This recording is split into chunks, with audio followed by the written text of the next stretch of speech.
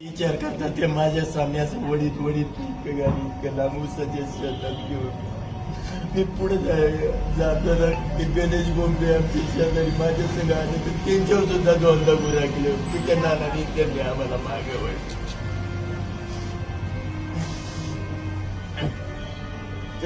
ज्यावेळेस त्या अर्धात रोहन काय आरडाओरड करत कोणता आवाज सुद्धा निघून दिला नाही.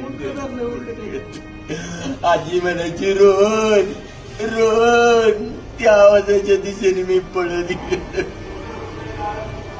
पातळी रोहनची चप्पल एक पॅन्ट एक शर्ट सगळ्या रक्तात आजी मोठ्याने अडती रोहन रोहन रोहन.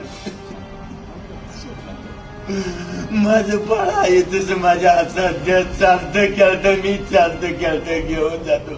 मला काही नको नाही तर मला वाघाच्या तोंडात द्या बाकी काही नको मला. नक्की ज्या परीने